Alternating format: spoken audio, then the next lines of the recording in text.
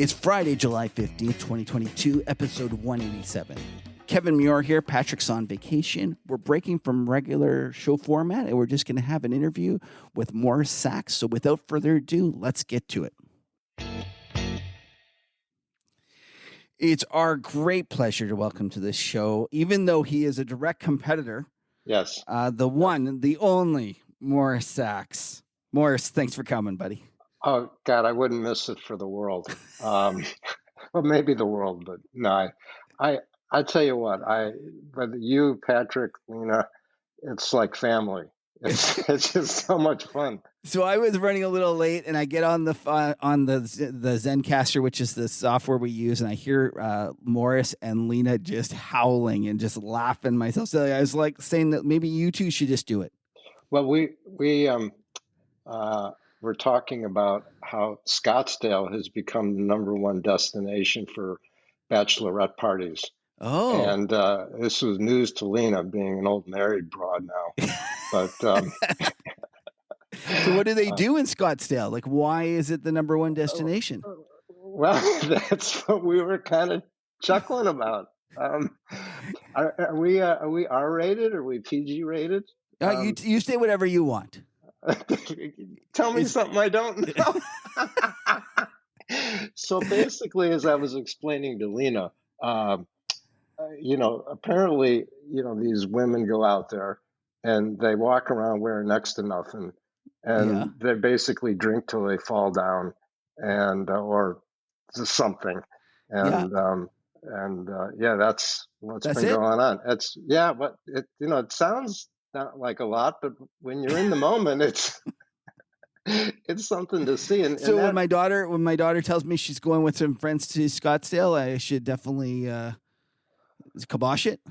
Well, although at that stage, how am I going to kibosh anything? You can only have that talk about, if you put a drink down, you don't pick it up again. Oh, that's true. Unfortunately, shitty world that we live in, that's the truth. Okay, so let's talk about the markets. Sure. I want to start with something that I think is self-evident, but that a lot of people disagree with me.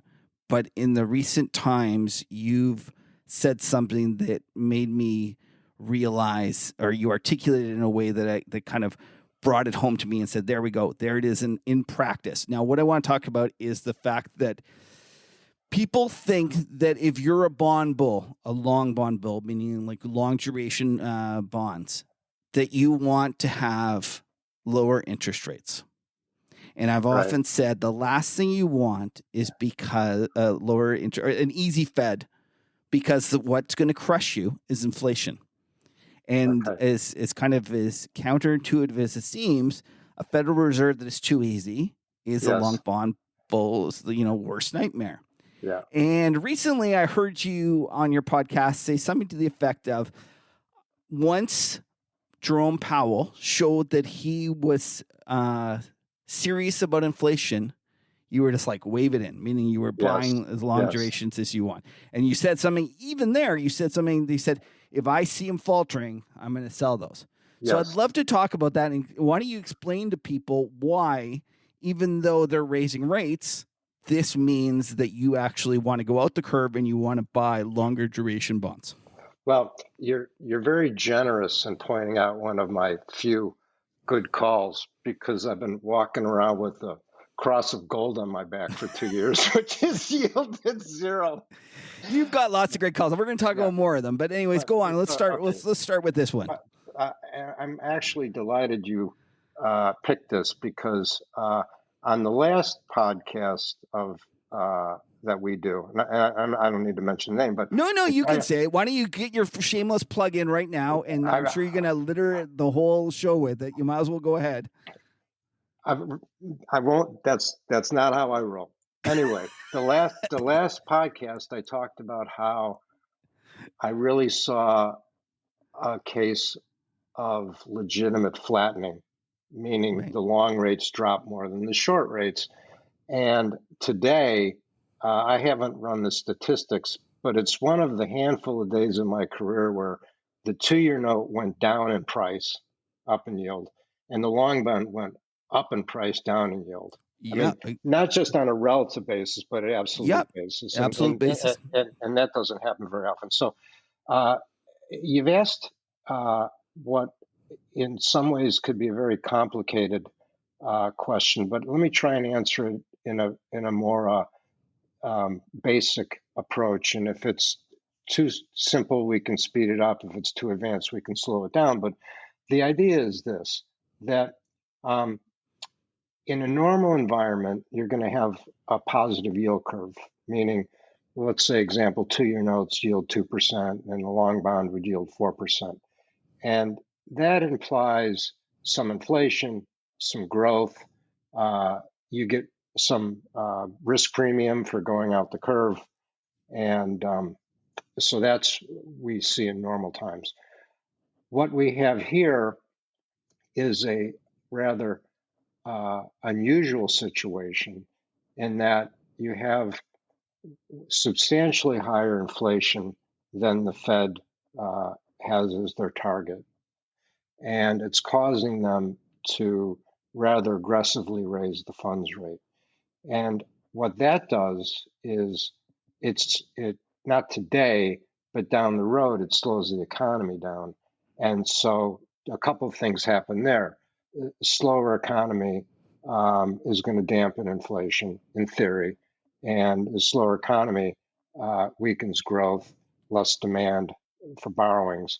And so in this instance, where you have the Fed tightening really rather aggressively, and the market seeing that, hey, wait a minute, they're tightening into a slowing environment, you have the perfect combination for people to extend the duration of their fixed income investments. And so going back to what you had mentioned, when I heard that Powell was determined to beat the inflation, he hit it with enough oomph that it gave me the belief, at least in the short run, that was going to push people out the curve. And for the limited amount of, stuff I push around, I kind of went all in to the back end, the long end of the curve, because I figured the people who were worried about inflation would take a step back.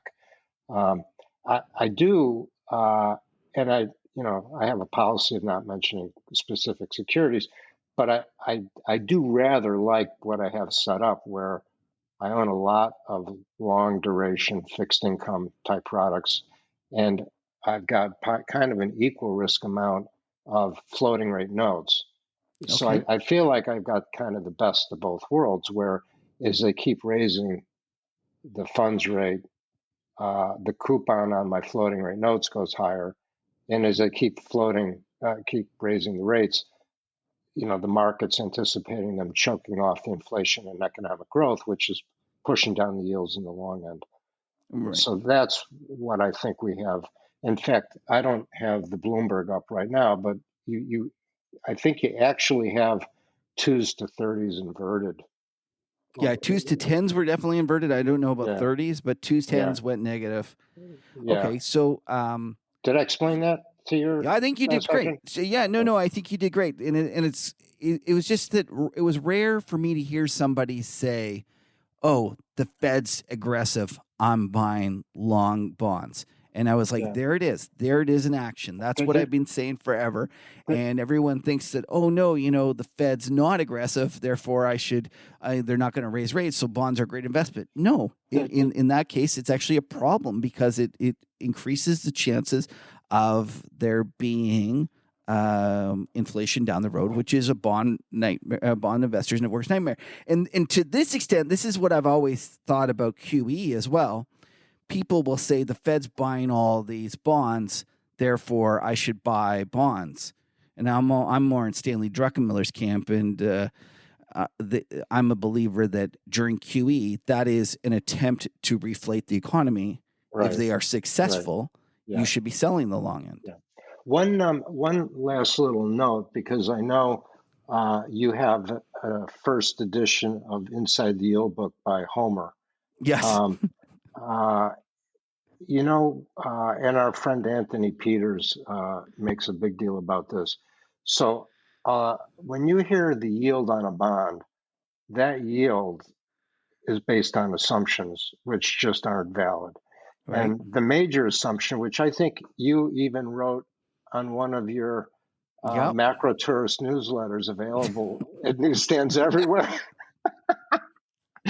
um, you talked about a huge amount of the return on the bond comes from the reinvestment of the coupons, Right. right? So if you think the Fed's going to be tight up front, meaning the short rates are going to be higher, you're really getting to reinvest your long coupons at a higher short-term rate. So I know that that isn't a first or second order thought on most people because guys are generally just banging the long end around because it moves more. But for a long-term investor, For sure. that's significant. So now the next question I have for you is, I understand the rationale for your trade in that you believe that the Fed being this tight will cause the economy to roll over, and we will have a situation where, in fact, the yield curve is telling us that in a year's time they're going to be cutting 100 basis points next year. Okay. What would when would you get nervous that the Federal Reserve is raising rates? So let's say they follow through with this tight policy, yet the economy ends up being stronger than people expect. So what would be the kind of the trigger that would be like, oh, I've got this wrong. The long end's actually getting cheaper because the market is scared about the economy being more resilient than they expected. So to come out of my current thinking about the economy rolling over and that sort of thing, um, I read a lot of research. Um, some old people play shuffleboard, some play Sudoku. I read research. And Okay. one thing through my career is I've been a big believer in watching consumer sentiment. Okay. And there's various metrics. I think UMISH is the obvious one, but there's several others. Um, and last I checked, consumer spending is like 2/3 of GDP. Okay. So for me, where I start questioning things is when I see consumer sentiment start to turn up, and it seems in the current environment, it's in nothing but sort of a free fall. Uh, that would be the first thing. The second thing is I have some uh, legitimate business interests. It's As come. opposed to your trading, which is illegitimate. Oh man, I there was an ugly rumor I heard yesterday that there was talk Old Chestnut might be coming back to trade, but we're putting that one to bed. Um, um, oh, now you wrecked my train of I'm thought. sorry, This is you have legitimate business interests. So oh yeah, you're yeah. talking Thank to you, thank people you. in the Yeah, real world. yeah. So it's as I've talked before on my own show. I have a huge commitment to real estate.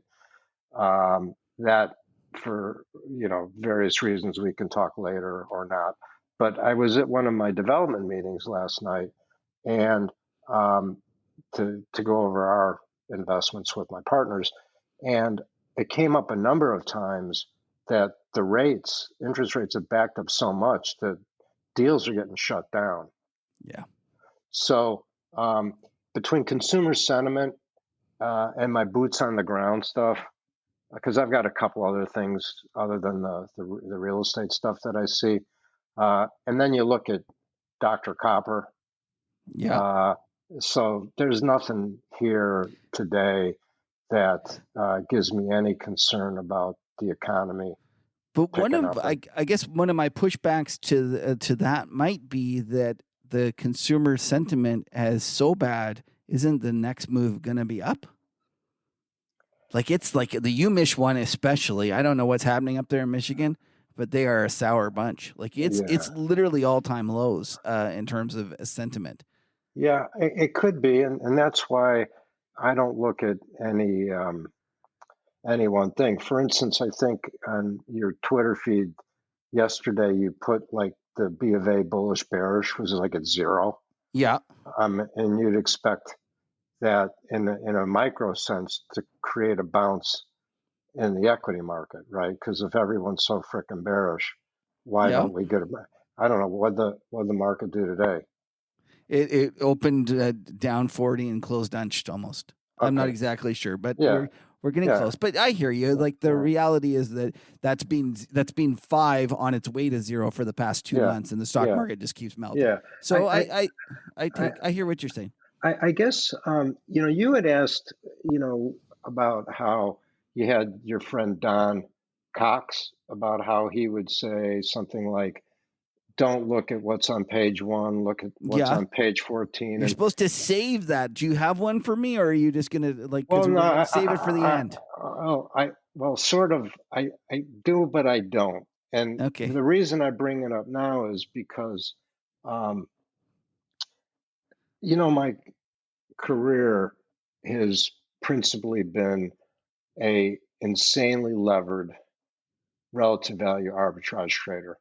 Yeah. And so one of the things that kept me alive, that blew up John Corzine, John Merriweather, Ina Drew, a whole John Eckstein, was that, you know, I was quick to pull the trigger when I thought I was wrong. Okay. And so to sort of kind of screw up your schedule a little bit with the Don Cox thing, I don't particularly look at one thing and get kind of frozen during the headlights. It's a constant evaluation. Literally every day, I sit down and I flip the Bloomberg on, and I have an approach. I've said this before. I look at what the 2-year note yield is, and I build out my own little curve. And as I read the information, it's a little bit like you've got kids when they were playing the video game. Like they don't even look at what key they hit, right? They know if Yeah. they want to shoot the gun, they hit Control Alt Z. Right. And It's well, for second me, nature to you. So yeah, you'll see something and there'll be something that clicks.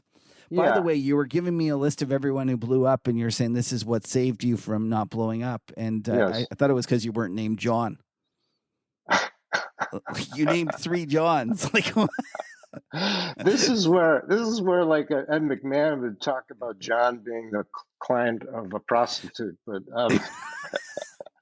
no, okay. So listen, you've given me a great chance to segue into another thing. So you're talking about not blowing up and staying safe. yeah, And one of your great calls of the past year, I would say, is that you have been saying for a long time that the 2-year note can go farther than almost anyone expects. And now we all take it for granted. We all, understand Fed went 50, went 75. But it wasn't that long ago that people were saying no, 25, maybe 50, never 75. right, And there's no way it's going to happen that fast. You have been yeah, steadfast in saying it can happen faster than you expect. And it's scary. One yeah, of the things you also said is that you warned me against shorting front end vol. And you were right. okay, thank you, Okay. thank you, Even though it's elevated. Okay. So you were correct. okay, Chuck went up for Old Chestnut there.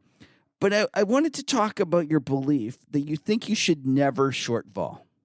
yes, And although, I understand the idea that too many people short vol as a strategy and you use it to, the old picking up nickels in front of a steamroller.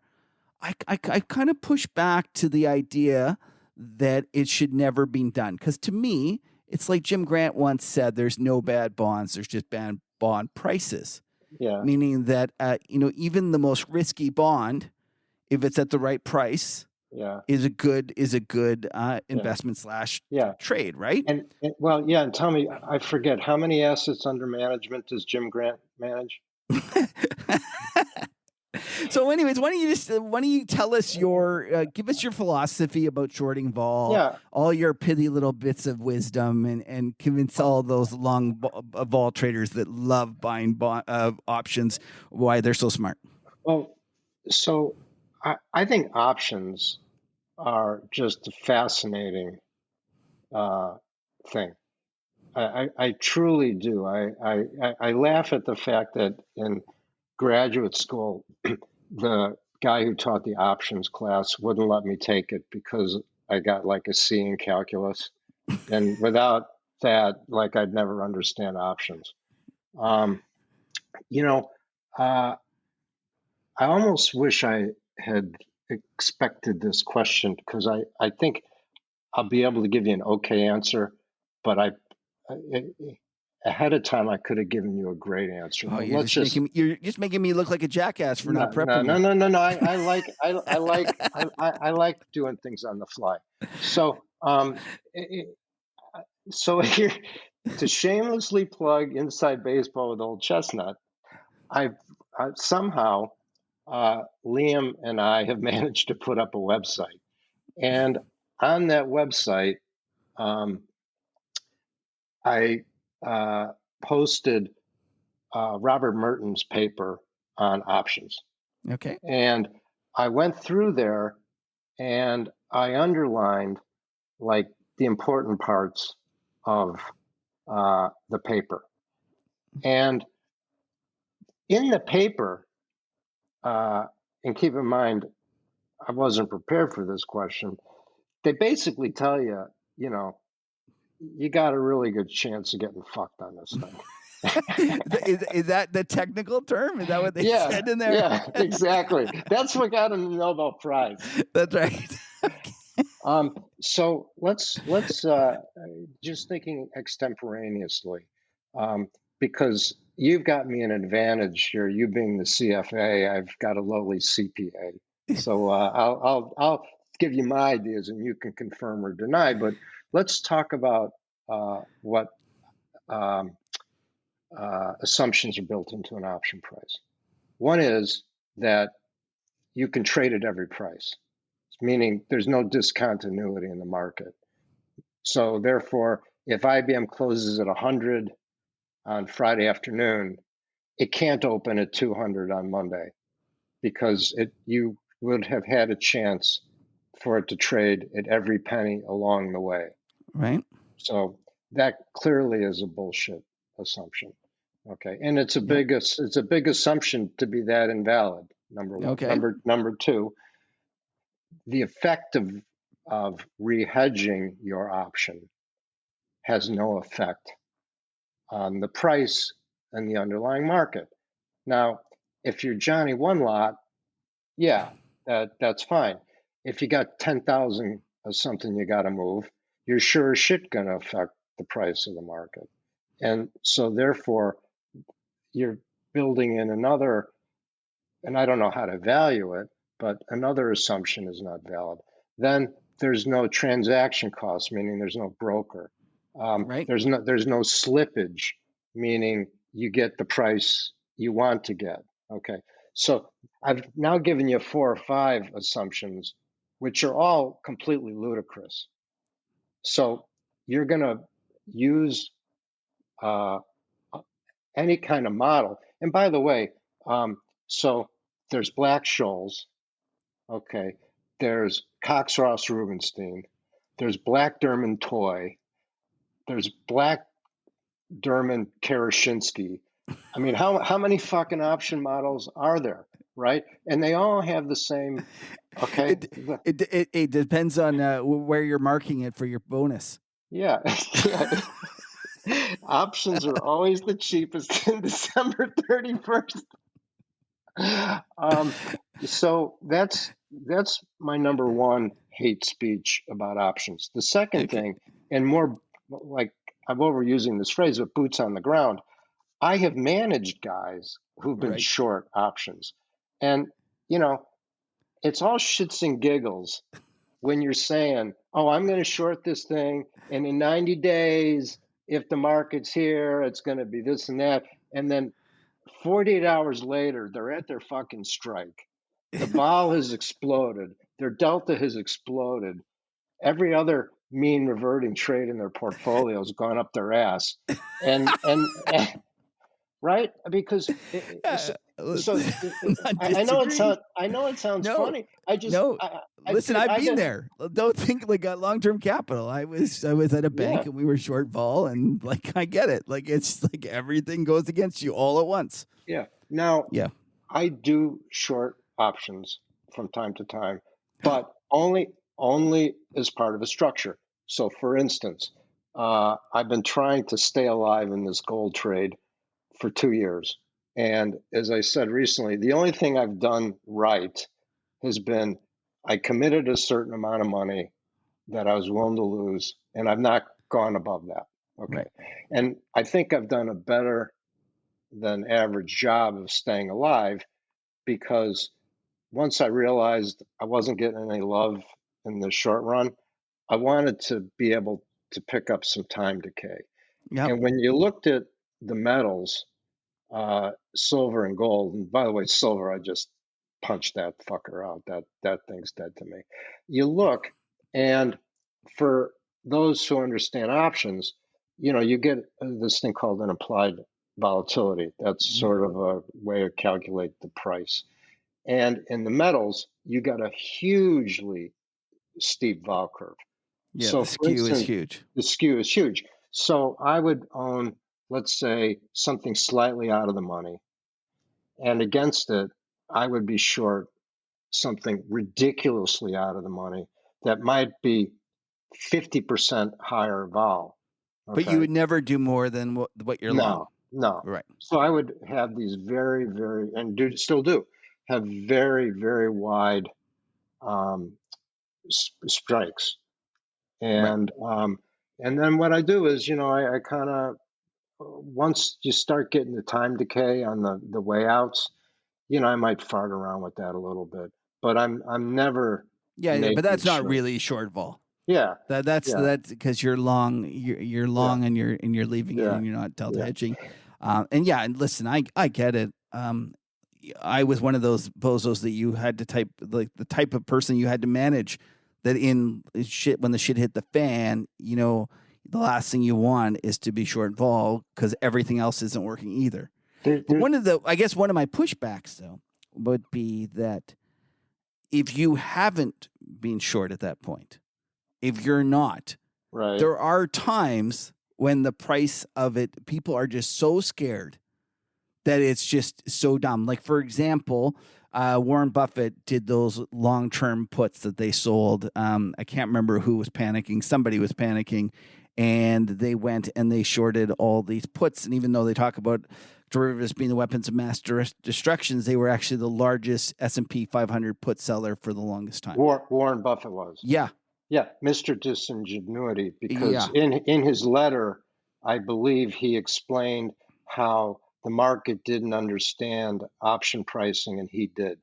Did he By the really way, say that? Did yeah, he? it's something to that. It's something to Well, that what I extent. loved the best about he's smart in that he told his counterparty that he didn't need to put up any margin. Yeah, no collateral. Yeah, Yeah. I mean, And so I mean, we had a deal. I want to be a little cryptic about this because I know that he's alive still, but you know, that whole grandpa taking the kids to Dairy Queen while the deal is, that's a crock of shit. Okay, the guy has got the sharpest pencil, and he knows all the angles, and he doesn't mind using his political influence. So who in the right mind lets somebody short a significant amount of put options and not post any margin? First of all, I don't think that's legal. I, really? I Isn't it a well, private contract between two parties? It doesn't matter I would because think they didn't. that It's not. It's an OTC transaction. it shows up in the VAR. It would show up in the banks or the Yeah, but maybe the bank that maybe whoever bought them has assumed that they're going to put up that it, it, whatever capital is required on their side. it could be if it's not downright a rule breaker. it's certainly, in terms of the spirit of running an ethical business, a violation. Whoa. There's no. Well, I mean, seriously, Yeah. if he doesn't post margin, okay, and it goes against him, what are you going to do? Well, he's good for it. That's always worked in my experience. There's that Checks saying. in the mail. It's how do you say "fuck you" in Yiddish? Wow. Trust me.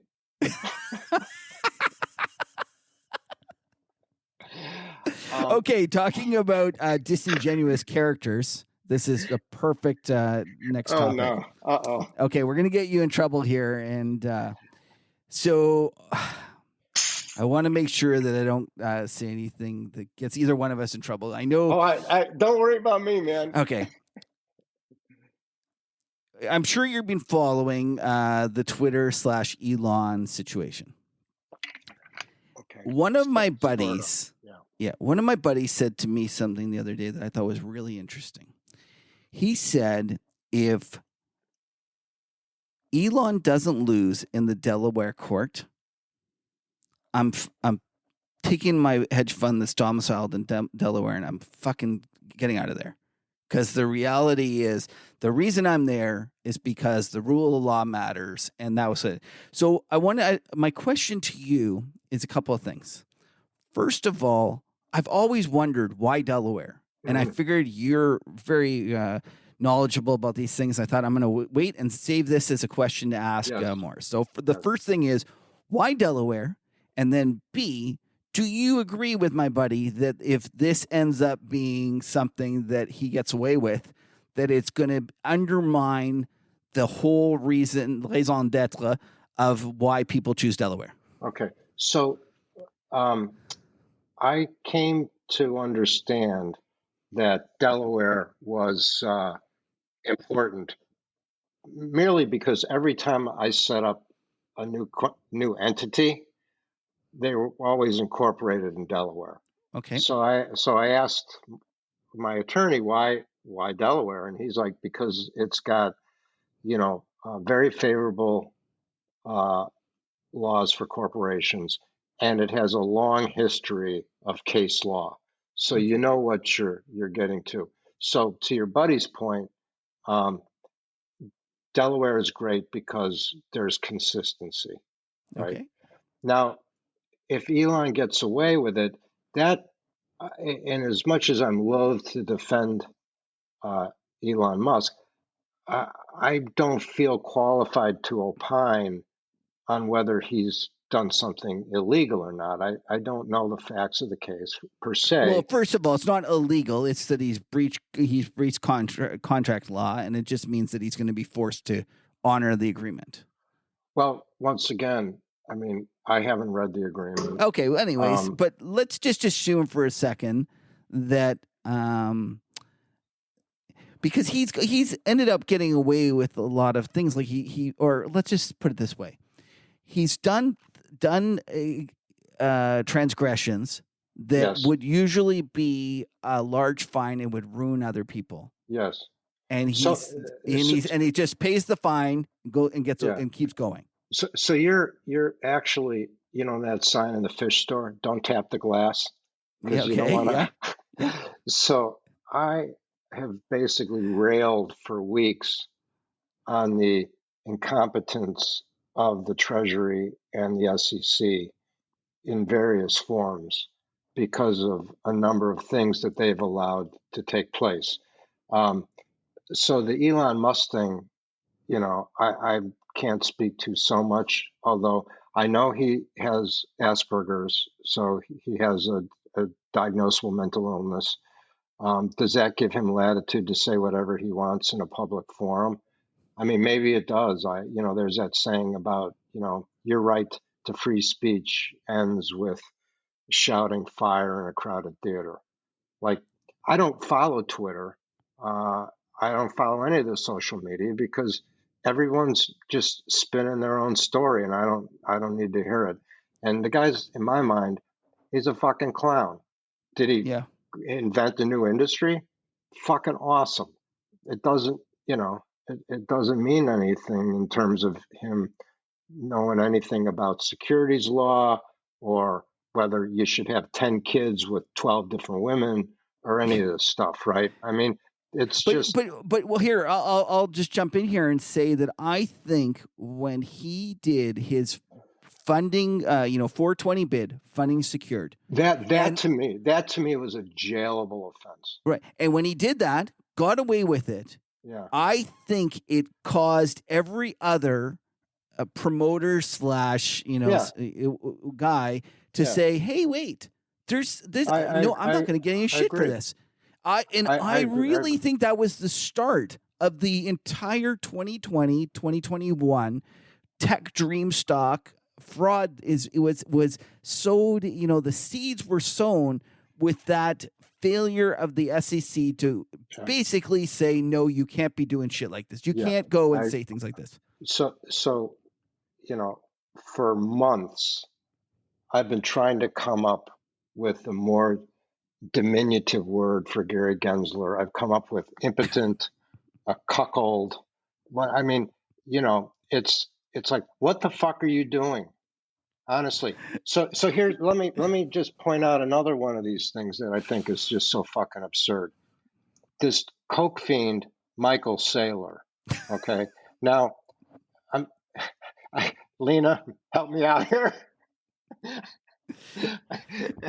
What are we talking about? He's going to get himself arrested, I think is what, or sued. That's right. So just call Cheryl. We've got plenty of cash. She can bail me out. That's okay. I'll just moving on. So you're the stock guy. So MicroStrategy is a publicly traded company. Yeah. Right. Okay. Is it a Fortune 500 company? I don't think it's in the S&P 500. No. Okay. Maybe I'm wrong, but I don't believe so. But it's publicly. It's big. It doesn't matter. It's big and it's publicly traded. And meaning they have to file with regulatory agencies. Oh, the whole thing, right? For okay. Sure. Yeah. So he runs a publicly traded, thereby regulated entity, and he's on YouTube telling people how to use Bitcoin to avoid paying taxes. Oh, yeah. He's on YouTube telling people how to commit fraud. Now, I mean, you're asking me about how do I feel about this or that. Let me ask you. I mean, if I went online and started telling people how to, like how my heating oil company guy is stealing from me, and so another heating oil company guy figures it out and he starts stealing from his clients. Did I do anything wrong? I mean, well, you're telling somebody how to steal. And right. I mean, I don't have it in front of me, but you can tell the guy's wasted out of his mind. Okay. It's like fucking Al Pacino and Scarface at the end with the pile, and he's like, yeah, so you put it in the key and you put the number of the key up here, and when they come and they say, hey, I lost it, tax that. And, everyone thinks it's so fucking funny. So, and it is. I think it's hysterical.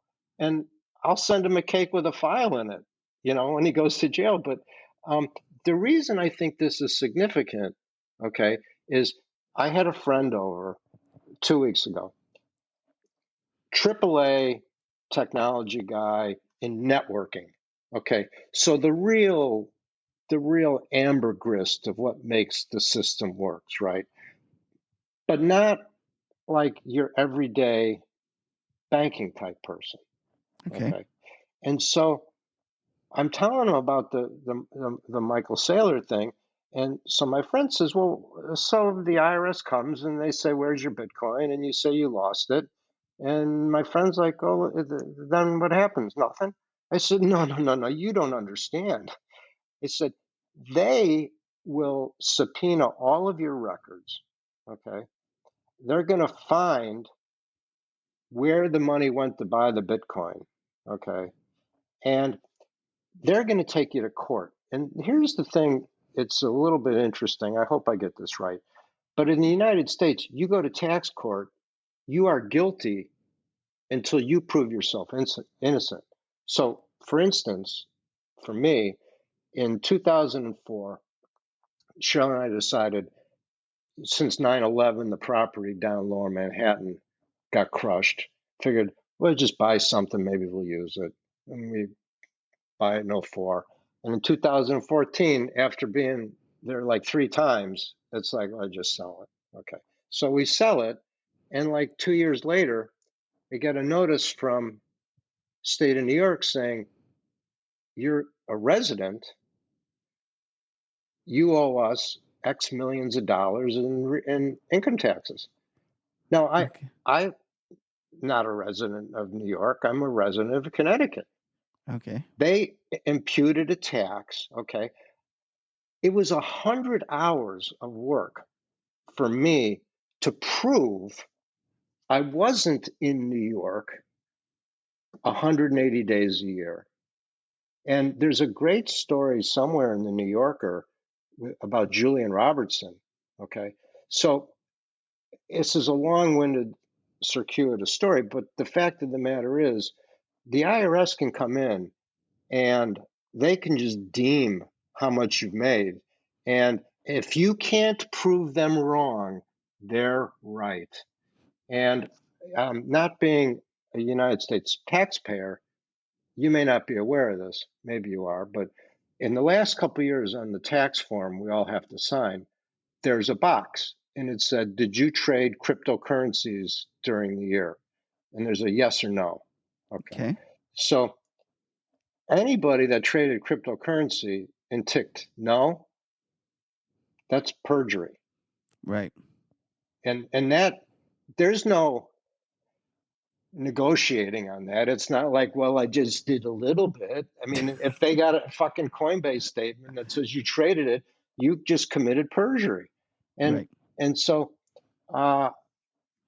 okay, so my question to you is, do you think that we've experienced a decline in the, how do I put this? Not the seriousness, that wouldn't be the right word, but the like I'm kind of fumbling for words, but one of the things I'll instead of asking a question, I'll explain to you what I think I've seen. Okay. Is that I look at this and I think that the markets have become more of a joke because of the sailors. Absolutely. The sailors, the Musks, and like even like the Musk. I'll tell you, I've been a skeptic, and I'll just be honest. I've been a skeptic, and one of the things that I got wrong, because I think it's important to look back and say, where did I get this wrong? How did I get this wrong? And one of my assumptions was that when he started behaving erratically, when he did the 420 bid and all this stuff, called someone a pedophile, I thought that's all fine and dandy for some, fly by night pump and dump scheme. But a large company, the serious people will take away the money. That's what I always assumed. I always said, no, serious people will take away the money, because as a fiduciary, how are you long some, a stock that has this erratic behavior? Yeah. And what I got wrong was that there was the Kathy Woods and all these other people. Yeah, right. It's a mania. Funded them. And it was just, and the lack of enforcing what are just basic security laws that you and I know, that you don't go and do this. Like I saw a sailor, you're talking about a sailor. I saw him tell people they should mortgage their house to buy Bitcoin. Like, holy shit. Like, so my question to you is, how bad do you think that's affected the markets? And is there long-term damage to America from this past couple of years? I think the situation's awful. I don't want to say catastrophic. The reason I don't say catastrophic is because the commercial banks aren't directly involved in it.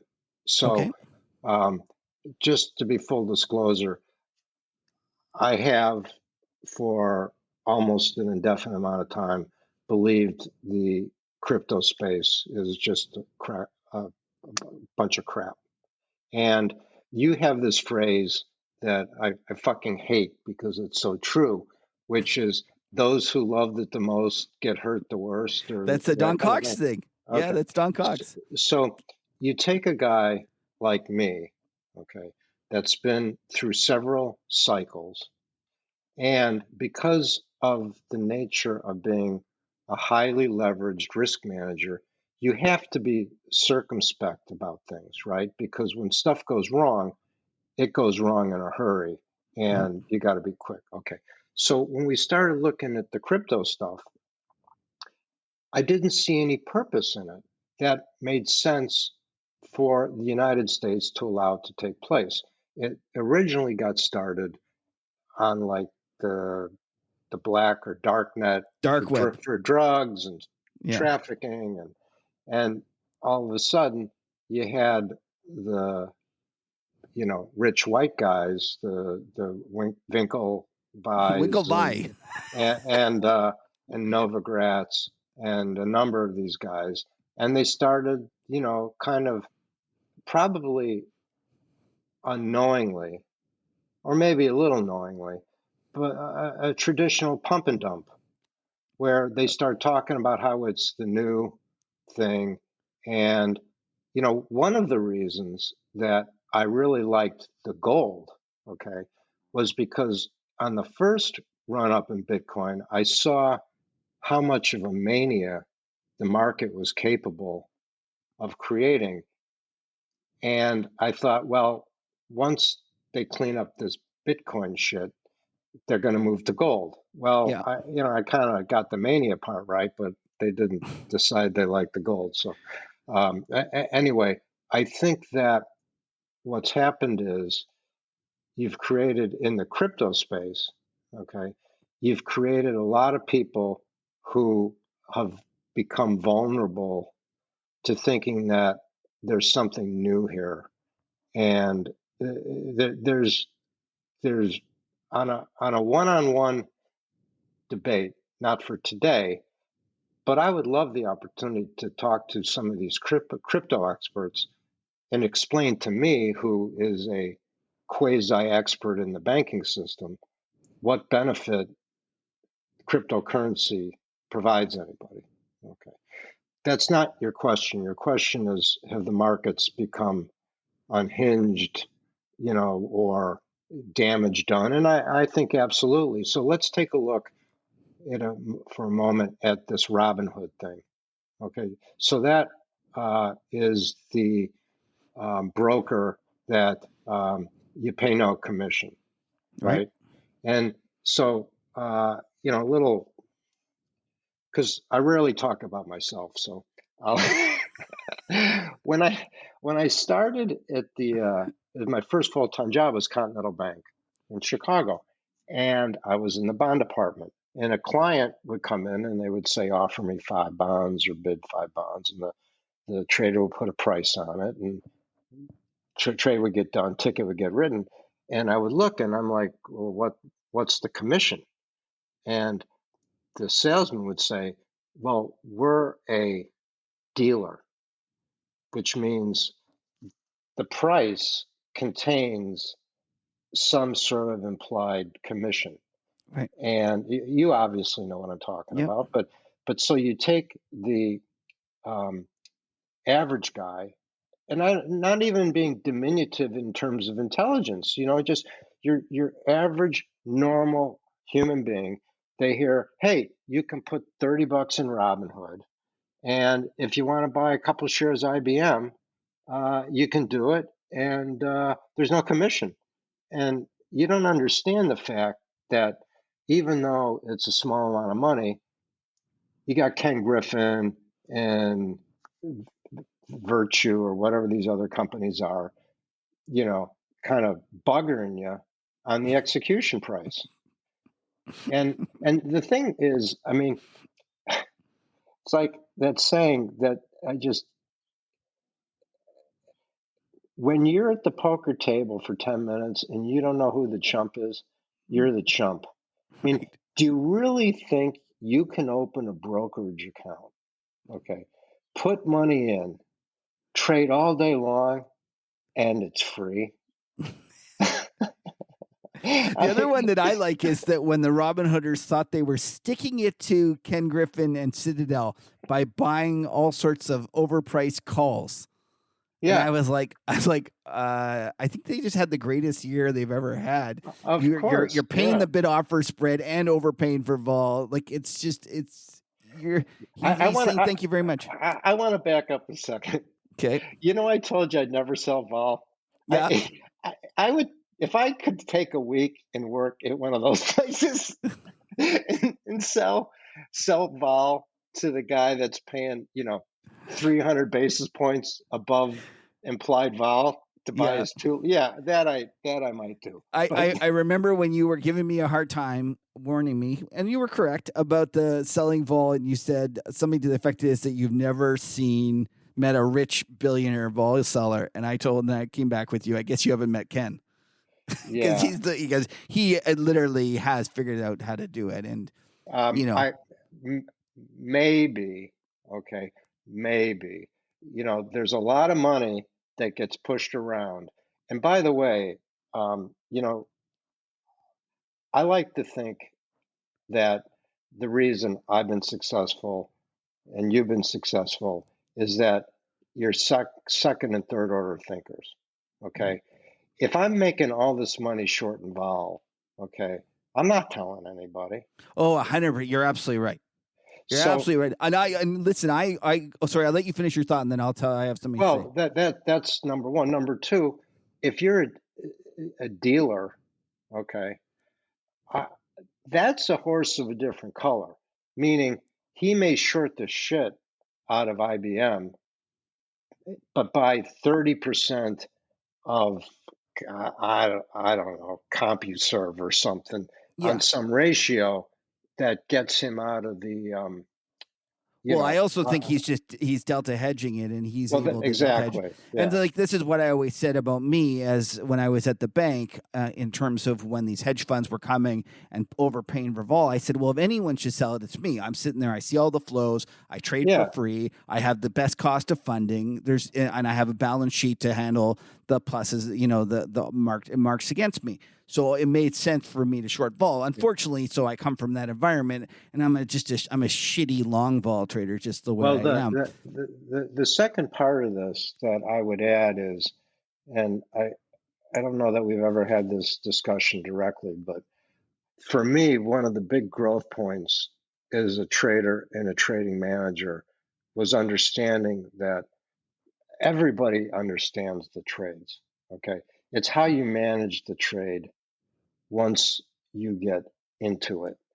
And so when I came up through the business, okay, it wasn't a hedge fund era. It was It was the prop bank. It was the prop bank days. Yeah. Well, so the second job I had was RBG Lanston, which was owned by a family in Utah, descendants of Mariner Eccles, the Eccles building, right? The Fed. Okay. And every day the chairman was sitting at the desk and he was like, the first thing we do is we protect the owner's capital. It's like the old days of Goldman Sachs and Bear Stearns when they were, and even Salomon Brothers when they were partnerships as opposed to corporations. Yeah. And then, when I had my misinterpretation of how the hedge fund business worked, I realized that they're not about protecting capital. They're about, taking as many swings as they can and hoping they hit it out of the park. So for me, when I look at trades, especially ones with unlimited risk, which a short vol position is, right? Yep. I just take them off the table because, when you look at statistics, and I won't have this exactly right, but they'll tell you should see a 6 standard deviation move, I don't know, once every 100,000 years or once every 50,000 years or once every 10,000 years. Yeah. And we have those once a week now. Yeah. I mean, I always joke. Right? Yeah. Well, I always joke whenever someone says, when my buddy and I always laugh, we always say the trouble about when someone tells you it's a 5 standard deviation move and that you should fade it is that they never stop at 5. Right? Well, like it, to amplify that, back Yep. at Greenwich when we did research, we found there's a high correlation, meaning high volatility begets more high volatility. Right. It's once it starts, it goes. And once again, to talk about not shorting vol, it's fine until you get caught, and then it doesn't like calm down right away, so you don't get a chance to get your shit covered. Right? I wouldn't know anything about that. Somebody who's short the front end of the euro-dollar curve, waiting for things to settle down one of these days. Any day now, any day, Morris, any day. And actually, one of the things that you mentioned that just brought up a thing is that, I don't know about you, but one of the things that really pisses me off is when people say, "Oh, if I was around when you were, I would have made a fortune." And I hear this all the time. It's fucking nonsense. Yeah. And so I always tell them, I say, listen, all these things seem so easy and so obvious now, but back then they weren't, and it was very difficult. And to your point about that, if somebody's making a fortune out there right now, they're not telling anyone.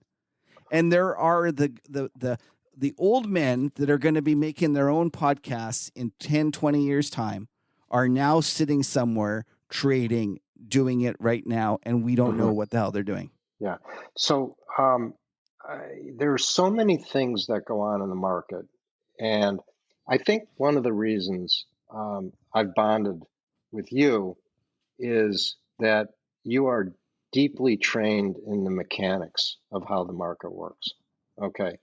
And as an example, when I traded Treasury securities, the Fed would come in from time to time, and they would want to do what was called a permanent ad. Now they call it quantitative easing. Right. Yep. Okay. So they would say, we're looking for offerings on bonds. Okay. And, they'd either give you a list of 10 or 12, or you could show them what you had or whatever. Yeah. But one of the things you could do would be, you could show them a bond. You didn't have to have it. Yeah. And you could put a price on it, and the Fed would buy it. And then not only did you not have to deliver the bond you just sold them, you could deliver them any bond of equal amount collateral-wise, and you had 30 days to replace it with the bond that you sold them. Oh, I didn't know that. Yeah. So they'll take a marker in the meantime, and then they'll let you take 30 days to find that bond. Yeah. That's fun. I didn't know that. So take it a step further. Let's say the bond was tight. Yeah. Okay. So meaning it's hard to borrow. Yep. So you could sell it to the Fed, and you got 30 days to hope it comes in, or to borrow it and relend it. Right. Okay. Then you go into other things where, and this is talk about people keeping their mouth shut about stuff. And I apologize to my friends in the business because I'm screwing them a little bit, but Old Chestnut don't care. So let's say you do a futures spread. You sell your March, you buy your June. Okay, so you're resetting your cost basis. So back in the old days, it was to your advantage to get, let's say, if you were a buyer, to get the highest price on your spread because you got to post, I don't know if I have this backwards or not. Perhaps it was the lowest price. You probably wanted the lowest price because as the market moved your way, you got more cash generated. Okay, yeah, right? yeah. So you could put the print up on the day at whatever price you wanted to. Well, there would be a debate about where to settle the spreads, right? Yeah. And so, I mean, literally, I got a half hour of these things, and so I got to tell you one of mine because that reminds me of like putting up a print where it just reminds me of a story. So there was, I had this ARB before 9/11. There was a company called Canadian Pacific, and it was basically spinning out 5 different companies, like their coal company, their hotel company, the railroad, something else. I can't remember. So there's 5 different pieces. Okay. I figure out that it's just like index ARB. I can buy the big piece and then short these ones that are trading, and they're trading when issued, meaning that they're trading to settle like 6 months down the road, right? So I'm long this thing, and it's just little old me, and like I'm like long, like let's say 10,000. The stock's like $100 stock. I'm short the pieces, and 9/11 hits. Market stops trading for a week, and then we come back, and I ask, I say, you know what? I just want these off the sheets, and so I phone a desk, and I say, where will you take it off the sheets? And they say to me, well, we'll do it at 40 cents. And I was like, 40 cents? But like it's like 80 on the board. I must be screwing something up, right? And so I say, fine, sold to you, the 10, and they could do, and it's backwards. So I'm like, the lower number was better for me or whatever. So I sell them the 10 and I do it at 40, and then I instantly put it back on. I buy it in the machine at 80. So I go back and I say, holy shit. And I go, okay, I'm going to go and I'm going to do this again. So I phone him up and go, are you still there? Because I thought maybe they just did one wrong once. Yeah, right. And he goes, no, I'm still 40 bid. And I go, fine, sold you. And I, sold them my long, and then I shorted a whole bunch extra. And I realized that they didn't have the capability to do the index ARB. So they just wanted to put it on. So, but the point about this trade is I'm starting to think about like, how can I get screwed on this? Because like I'm trying to think through like in my brain, like, okay, there's got to be, when something seems too good to be true, there's got to be something wrong. And I realized that I'm doing all these trades, and I'm doing the trades in the one stock that is trading for settlement in 3 days. But I'm doing all these when issued trades that are going to settle. That are going to settle 6 months from now. And now the trouble is, if for some reason the deal collapses, all those trades would get would wipe out. Right. But I would be flat. Like I'd be flat the stocks. It'd be fine because I'm buying and selling, buying and selling, right? But the thing is, I wouldn't have the P&L associated with the when issued trades, but I would have the P&L associated with the real trade. Gotcha. So what I started to do was I worked on making a big, huge credit so that on the one leg, if something happened, I would not only, I was making money, but then I could also figure out a way that if the deal fell apart, I would actually make money because I'd keep only the one that was actually a positive P&L. Yeah. Anyway, so that and there's so many things like that. When I hear your stories about like the Japanese, like which I love, the Japanese selling to the quantitative. Are you still short the JGB? Yes, I am still short. It's all right. It's a long-term trade for me, but I love your story. I love your story about it because it was for those who don't know, it was on one of your podcasts, and you talked about how you got yourself in a little bit of a quandary, and then you figured out a way to go and to sell it back to the bank using this obscure method that they had. But there was just so many things like that there was little ARBs that you could figure out how to exploit and do. And I was the same way, I think, as you, in that we figured out how to, like, as you say, sharpen your pencil, how to make sure you knew all your costs, how you knew how to dial everything, all your risk. And then when you found something, you make hay when the sun shines. Like you go for it. Yeah. It's so going back to your Don Cox thing, this resonates with me because it is, I understood it. It was like, think about what's on page 14 that's going to page 1 kind of thing. That's okay. So to me, that just doesn't fit into my methodology. Right? I get it. And I'm not and I'm not saying it to bash it.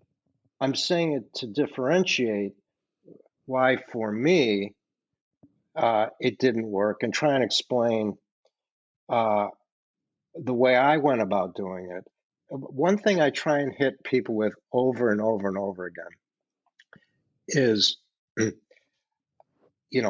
understand what your objective is, right? What are you trying to accomplish? Because the bulk of the people I meet, when they hear you're in the business, they're looking for a stock tip or they're looking for something quick or this or that. And then when you look at the journeyman traders, okay, the guys who are here for a couple of years and there for a couple of years, they're the ones that are, I think, looking for the page 14 to page 1 trade.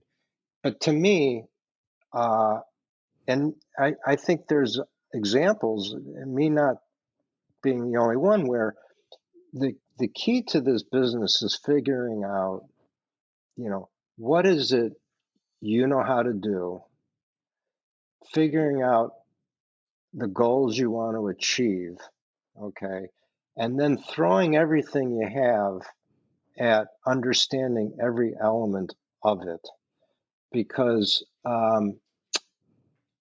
you got a ton of smart people out there and a ton of dopes. But the information, it's not like when Warren Buffett got started and he would drive to the library in the middle of the country to get a 10Q or 10K that no one else would see, right? This information is incredibly available. Okay. So now you need to come up with something that's tailored to you. And this last go round, I was talking to Liam, going through, what does my asset allocation look like? And I've made the point, not only is this a portfolio allocation for a 62-year-old, it's for this 62-year-old. Right. Meaning if you're another 62-year-old, this doesn't necessarily work for you.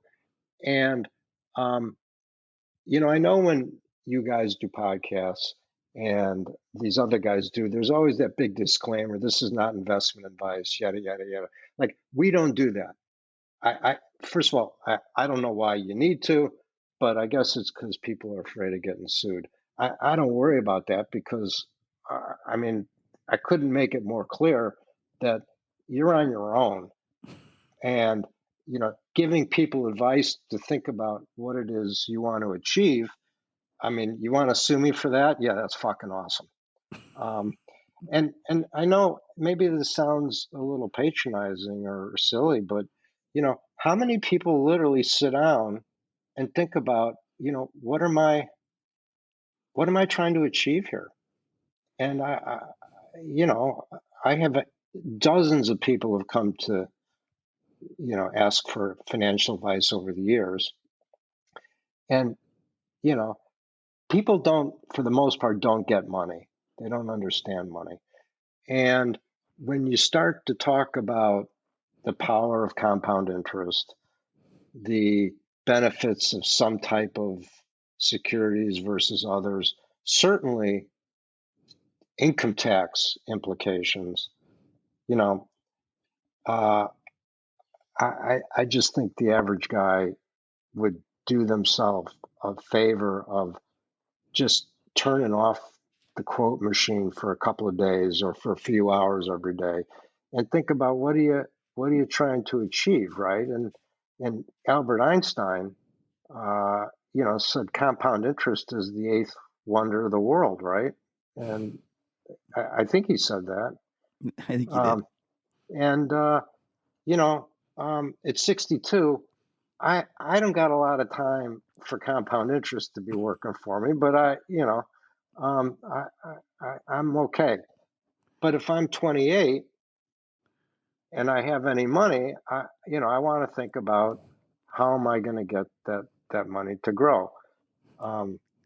Being 28's got a whole host of other problems, but you see what I'm getting at, right? Yeah, and I completely see it. I apologize if I'm being some folksy wisdom from Old Chestnut is always good. It's always fun to hear. And one of the other things I wanted to ask you about is that you had this comment that in your trading floor in your room, you would put on a movie. Yes. And I thought that was a great kind of thought. And I just want you to, if you could, repeat the reason you put on the movie and why we're our own worst enemy at times. Yeah. Okay. So that wasn't the easiest thing to pull off, by the way, because the types of movies the guys wanted to watch would be like Euro Trip or, it wasn't Pride and Prejudice. But what I had noticed, and being vulnerable as a young man myself, you're sitting in a room as you have in your life, filled with nothing but A-type testosterone filled guys with, talk about being in a casino. A casino is a fraction of what these trading rooms are like, right? I agree. And I actually don't understand traders that go to casinos. I like, don't you do this all day? Like, I don't really get it. But anyways, go on. so I'd watch a guy who, incredibly talented guy, but in his kill zone there were no trades, so he'd be punting 50 lots of 5-year notes back and forth, and at the end of the day he'd be down like $300,000. and I'd be like, what are we doing? And I realized, like, here's the story. Okay, I'll put on a movie. if you don't have anything good to do, okay, and you don't want to go out to lunch, it's like that movie. Will you go out to lunch? No, just watch the fucking movie. And if something happens, you turn the movie off. But no, right? I mean, and for me, that was part and parcel of this whole thing. That thing I remember talking about it with Leslie all the time. Like, do you love the trade you have on? Do you love them? No, they're okay. Take them off. Yeah. Okay. And as I can tell, you are a little bit of a trade junkie. I mean, the trader's got a trade thing. Yeah. I mean, come on, grow up. Will you just do me a favor? I'm your biggest fan, okay? But no, trader don't always got a writer's got to write too. Like, what am I gonna do? I'm just gonna be like, well, I watched a movie this afternoon because Morris told me not to do anything. Why not? Why not? Talk about, hey, let's trade lines from A Few Good Men, right, or something like that. But okay, look, I guess that's the benefit of me not being able to write. So I just got to find someone to talk to. But when you're running multiple traders, okay, you do have to understand that that's a complicated dynamic, right? And every time you add something new to an ecosystem, there's direct effects and there's indirect effects. And part of the thing for me was I had such high caliber traders, okay, and therefore we were resource constrained at an extraordinarily large number, but because guys were so good, we had really good trades on. And so to devote time or resources to anything other than really great opportunities made no sense to me. Right. And I think that, talk about homespun wisdom, it's like I'll go days or weeks without doing a trade. And, like we talked about with the Powell thing, like I heard it, something went off, and I grabbed a bunch of stuff, and that might have been 40 or 50 basis points ago. I don't know. It's at least 20 or 30. And I know equally that if he flinches, okay, I'm going to get out. And one of the benefits I'll have about getting out, because getting out's usually tougher than getting in, is I know how to get out of something.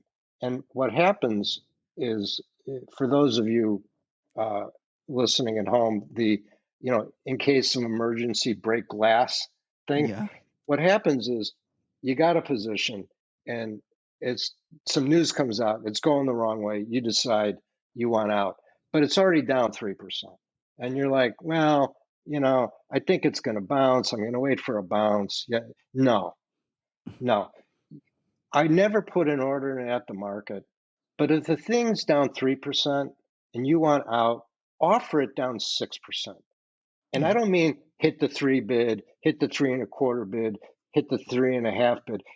Offer it down 6%. Okay. And you're going to get filled. And an hour later, it's going to be down 30%. And people don't, I know that sounds like I'm making it up, but I've just dozens or hundreds of times, because people get paralyzed. Or you give me your opinion. I just see people get paralyzed with bad positions. Oh, Right? listen, I listen, you know, as I'm sitting here listening to you, I'm like, oh, you know what? I do have some bad positions I should lighten up on.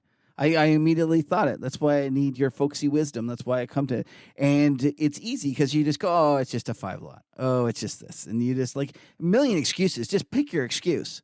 It's there. And next thing you know, you're looking at this smorgasbord of crap in your things and you're like, holy shit. And for me, unfortunately, what I find is I'll let it go. And then all of a sudden I'll be like, oh, and I'll do it all at once. Whereas the reality is I should have been pruning more along the way. By the way, just from one friend to another, the folksy wisdom comment, I mean, I am a little offended by that. As long as you're not taking your grandkids to Dairy Queen, it's okay. Oh my God, yeah. But it's such a great fucking business. And and listen, I really think that people should, like, you have a wealth of experience in terms of markets, but what I think you're really, truly one of the kind on is your managing traders and understanding people. And so it's just, thank you. And I really believe that. And I really think that a lot of these things, and like when you tell me something, you're very kind about it, but you tell me, I think about it, I listened, and then I ignore it. No, I'm just kidding. I do. And I think that's really, truly, until you're there, until you do it, you can't really appreciate it. But like even that stupid movie thing, it doesn't sound like much. It sounds kind of dorky and people are going to be like, well, wait, why are you doing that? But until you see people getting into trouble, until you see how much that costs people, until you see that that's the difference between somebody who's making 100% a year and is only making 30% a year, you'll realize it's all those little things that add up and all those things that make a difference. And I really do think you're one of a kind on that. And that's really, truly where your skill is unbelievable. So I'm humbled and flattered. And, and I always say I wish that I had come and worked for you and been part of the crew. Would have been a lot of fun. It's funny how the mind works, right? Because the way we traded, I'm guessing we made money 28% of the trading days and lost money 72% of the trading days, or something like that. It just, the way things would come together, they would like meander. Or put another way, we traded a lot of futures, and futures in financials are generally broken down into 90-day cycles, March, June, September, right? Yeah. And so if in January we put on a trade that had a March future, I would view it as this. I would say the first 45 days, they can do whatever they want to us. But the last 45 days is we were heading towards expiration. Yep. Now the table had turned, right? Yeah. And so that's why, we would spend many days of just sitting around waiting for stuff or trying to merchandise the position a little bit. But if you weren't aware of what your goal was or what your mission was, it would be very easy to get distracted. And, and then there's the whole, we can stop there if you want, but, well, I got some other things I wanted to talk to you about. Fire away. Okay. So, first of all, do you want me to ask you the Byron Wing question or no? So that's the surprise one. You want to skip it? Okay. I know, because it's not really your style. I completely get it. It's not you're not in that game, and not only that, you're going to deal with it when it comes up. Yes. But you're not going to worry about it now, and you're going to deal with it when it's coming up. Right now, this is how you feel, and till then, you're not going to think about it. Okay. So what I did wanted to talk to you about is I got a bone to pick with you. Please. Okay. So you guys, in your stupid introduction on your show, where you take your microphone and put it up to this old tin can of a ghetto blaster, and you play this fish, stuff. And okay, that the absurdity of that is just, I gotta say, it's so bad it's funny, and so it's good. I like it. You got a brand. You're sticking with it. But I was telling you the other day that you played one that I liked. Yeah. And so then you gave me, I said, okay, I like this one. Give me some more names.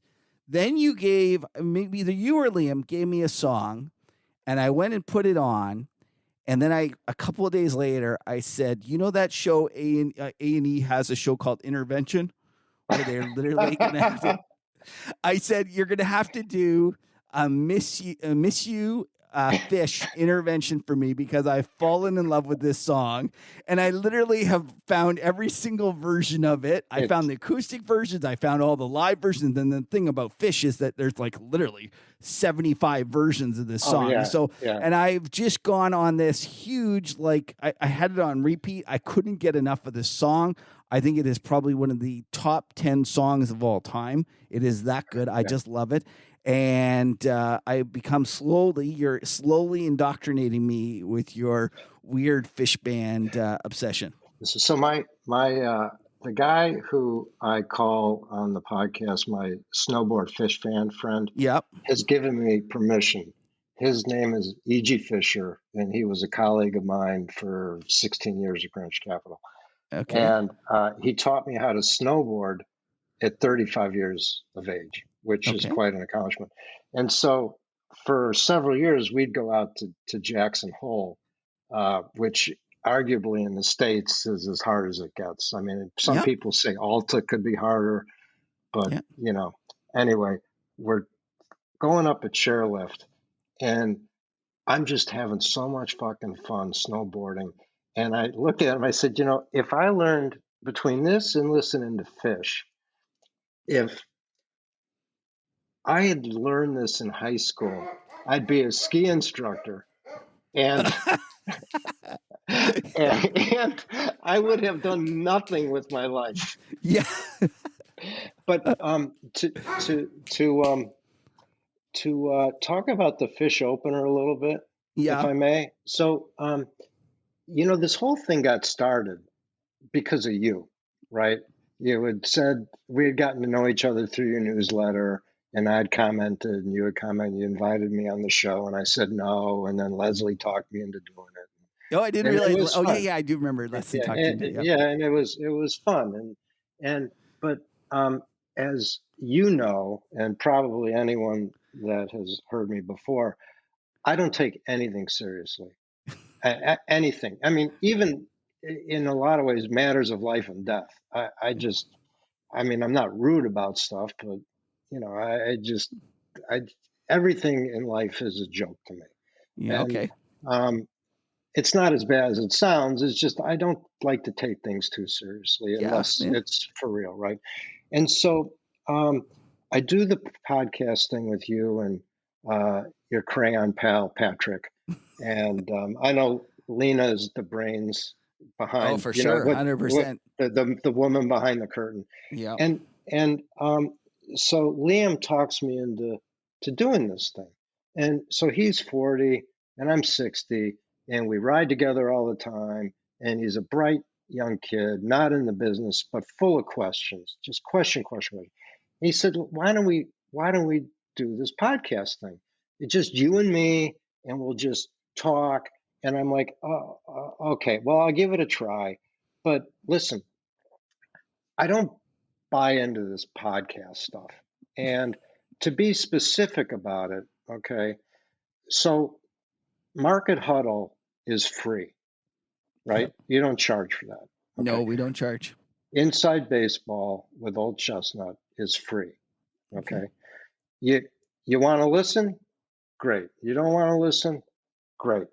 But this notion of people going to podcasts, I guess there's a bunch of these things, and you got to pay. Like there's a paywall. Like you and I did this thing with the guy, yeah. And then I discovered like 20 minutes before air or whatever that there's a paywall, and I'm like, well, I'm not going to screw my friend Kevin over, but I'm not doing this for money. I'm doing this because, and so why? By the way, they're not paying me, so don't.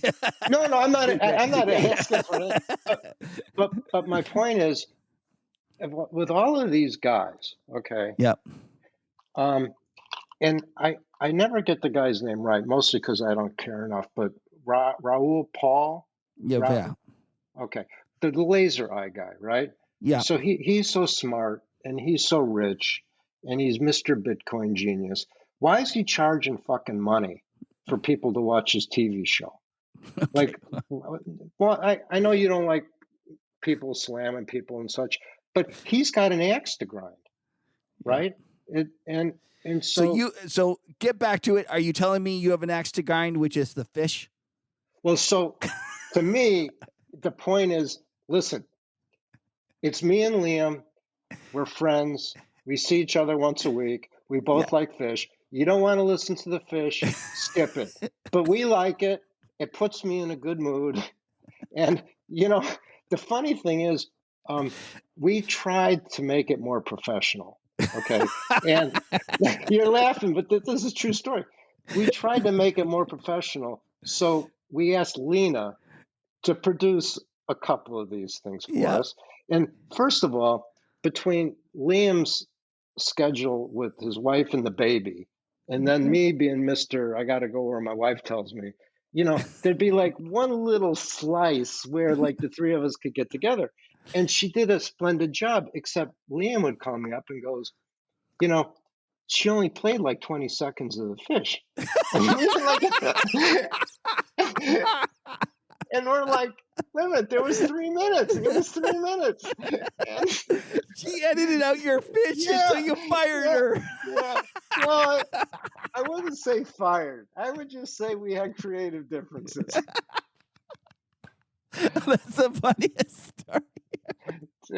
Dude, I tell you, this is why I think I it would almost bring me to tears if I think about, had you and I been sitting together in a trading room together, first of all, the gobs of money would have made you'd have choked a horse.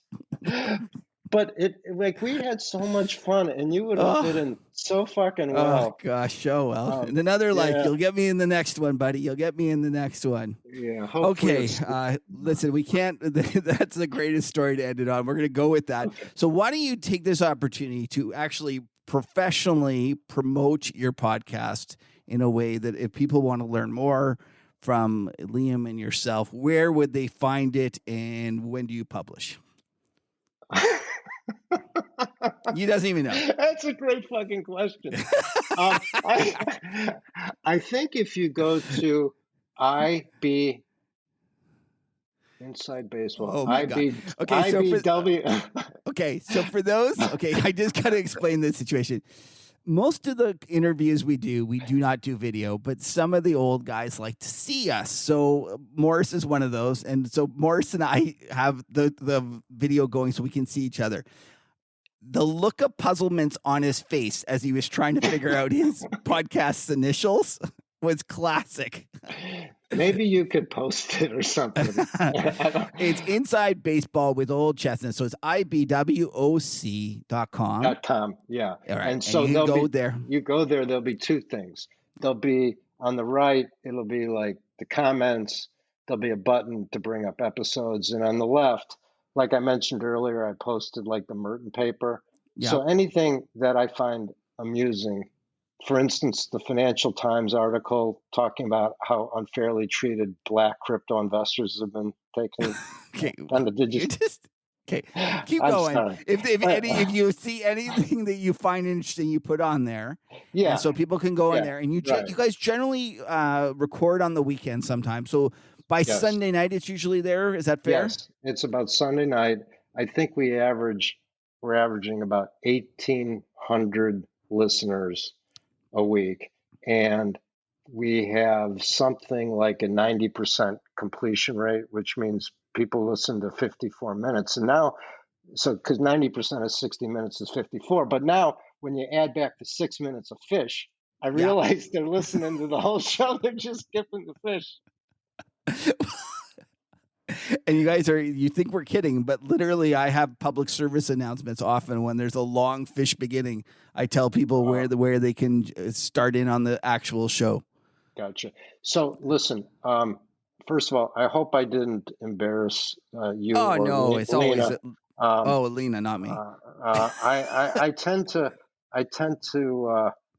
kind of let it fly. And I know that it's a little tougher for someone like you that first of all, a genuinely good person, and has kind of got a policy of being gentle when criticizing people. So if I've stepped over the line, it's my bad. No. Listen, no worries, no problem at all, and you don't need to apologize at all. I consider it a cultural difference between our North and South friends. Well, actually, I have a funny story about this because, in terms of the culture difference. So we had this group when I was at the bank. We had this group come up, and it was a Kidder Peabody group. And they wanted to take over our group, and it was a shit show, and it's like one of these turf battles and stuff like that. And at one point, one of the sales guys takes us out to a bar and tells us that, like, these are the traders and our bosses in there. He says, I'm going to take your boss's balls, I'm going to cut them off, and I'm going to shove them down his throats. And we're sitting there going, holy shit, like, what the hell? Like, aren't we on the same team and stuff like that? And so the long and short of it is that we did not get along, and then long-term capital happens, and I'm on the trading desk. I generally do not raise my voice. I don't get upset. But something happened, and I heard on the main desk somebody says, I need a bid for 250 of something, and one of the ETFs that I was trading. And so I say, 20, 30 bid, and they go, sold to you. And then the guy from this other group says, I'll take some of that. And I was like, no, fuck you. It's my trade, right? And I literally, I scream at him, fuck you. And he goes, no, fuck you. And we have this huge fuck fight, right? And literally everyone's looking at me like, holy shit, I don't think I've ever heard Kevin get in a fight with anyone. And here he is just screaming at this guy. And I'm thinking this is going to be so awkward and so terrible. And, the next day. And I realized that the next day was no problem. And in fact, we got along better. And I realized that it was just the way that he was, that he wanted to know how far he could push me. Yeah. I got to that point, and I said, fuck you. And he said, fuck you. And we went back and forth, and now we know where the line was. And it was it was culture between New York City versus Toronto. And it was it was very much different. And that's the thing about New Yorkers. You just have to know that that's the way they are. And this is, to your point. So my oldest daughter lives in Canada, and she works with her husband's family's business, which is very successful. But she had been helping me before she moved up there with some real estate stuff. And I said, if you want to work for me full time, you're going to have to work for me full time and not part time for the family, because this is New York real estate, and it's as fucking hard as it gets. You think financial markets are tough? No. Try and build a building in Manhattan. Okay. It's as hard as it gets. And I said to Lisa, it's like the major leagues, they're throwing fastballs at your head every day. And I don't know what it was, but she wrote me a very nice note 2 hours later. It's like, Dad, I love you, but I think I'm going to stay up here in Canada. and it worked out better for everybody. But yeah, New York is tough. It's fucking tough. They're lovely. They're a lot of fun, and it's always great. And you know where you stand, and they're lovely people. And I love it. And actually, on that note, I'm going to come see you this fall. We're going to do it. I'm excited. Are you going to buy 30 pitchers of beer, or? I know 50. 50. Yeah. Well, but it's Canadian though, so it's only 30 here. Although Lena says everything's quoted in dollars, I still think she was trying to pull a fast one. But, that still stands. There you go. There's Lena. We were thinking of adding a female member of the Inside Baseball with Old Chestnut. Well, then we're going to have to cut down on that fish time. It's a serious conversation that needs to be had. Oh, I didn't imply we were going to bring you in. You've already lost it, Lena. You're out. You had me at hello. Right? Oh, well, listen, you guys run the play, okay? Thanks. That was a lot of fun, Morris. Thank you for doing it. And everyone, go check out Inside Baseball with Old Chestnut and hear more of his folksy wisdom, which he hates hearing about. You're the best. I love you guys. Terrific. Okay, bye-bye. Cheers. So thanks for tuning into the Market Huddle. We appreciate you spending some time with us. Please give us a follow on Twitter at Market Huddle. We're there every day. You can listen to us on all the networks, Google Podcasts, Podbean, Spotify, Android Play, iTunes, and YouTube. A lot of people watch on YouTube to see all of our charts and visuals. And while you're there, please like and subscribe to get our latest content. You can find Patrick at Patrick Ceresna on Twitter or at bigpicturetrading.com. And myself, I can be found on Twitter at Kevin Muir, and you can check out my newsletter at themacrotourist.com. And listen, we can never have too many friends. Bear market, bull market, we're just happy to spend some time together on this crazy ride. We'll see you next week.